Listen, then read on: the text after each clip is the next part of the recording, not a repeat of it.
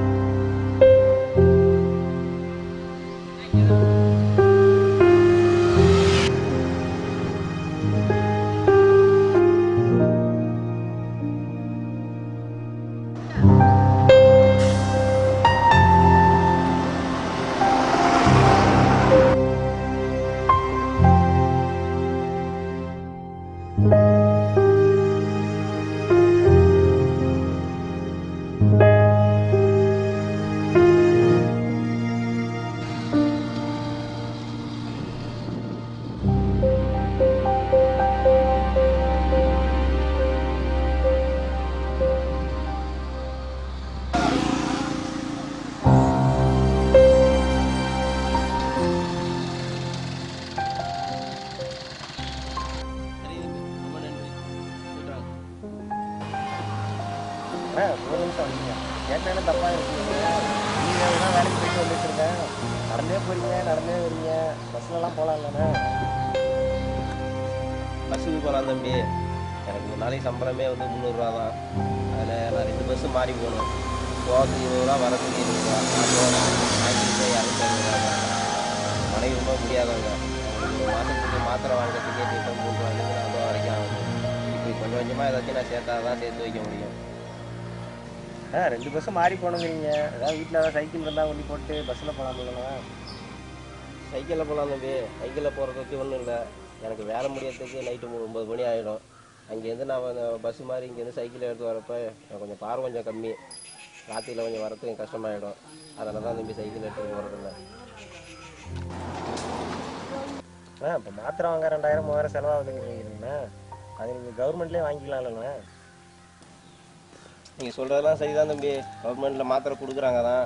ஆனால் நாங்கள் கடைசியாக செக்கப்புக்கு போனப்போ டாக்டர் என்ன சொன்னாங்கன்னா, உங்கள் மனைவிக்கு வந்து இந்த மாத்திரை கவர்மெண்ட் மாத்திரை வந்து உடம்புக்கு ஒத்துக்காது. அவங்களுக்கு வந்து மறுபடியும் ப்ராப்ளம் வந்துட்டு தான் இருக்கும். நீங்கள் ப்ரைவேட்டில் தான் வாங்கி சாப்பிட்ணுன்னு சொல்லிட்டாங்க தம்பி. அதனால தான் வேறு வழி இல்லாமல் தான் நானும் ப்ரைவேட்டில் மாதம் 2000 3000 கொடுத்து மாத்திரை வாங்கிட்டு இருக்கேன். முடியாத பட்சத்துக்கு அப்புறம் நான் வாங்கி தானே ஆகணும். சரிண்ணா, இவ்வளோ கஷ்டமாக இருக்குங்களே. இன்னும் சம்பளம் கம்மியாக இருக்கா? வேறு ஏதாவது வேலைக்கு போகலாம்ண்ணா? வேறு வேலைக்கு போயிருப்பேன் தம்பி. ஆனால் பழகிடுச்சு. எனக்கு வேறு வேலையும் தெரியாது. இதிலே செஞ்சு காலத்தை ஓட்டிட்டேன். இன்னும் கொஞ்சம் காலம் தானே. வேறு என்னை மேம்படுத்திக்கிறது வேறு மேம்படுத்திக்கிறது எனக்கு தெரியல.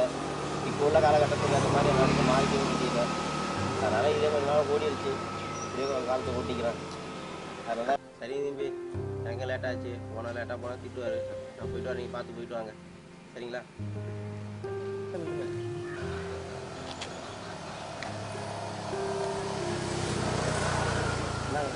இல்லை தம்பி, இந்தாங்க தம்பி, நீங்கள் வச்சிங்க.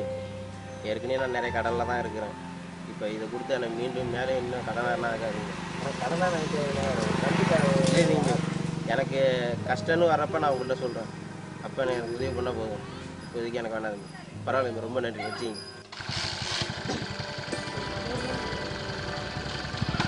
நடக்கும் வழிகள் பாதத்திற்கு தெரிந்தாலும் என்னவளுக்காக என்கின்ற போது அந்த வழியும் ஒரு சுகமாக தான் தெரிகிறது. கடக்கும் தூரங்கள் குறைந்து போகலாம், ஆனால் என் ராசாத்தின் மேல் நான் கொண்ட அன்பு ஒரு காலமும் குறையாது.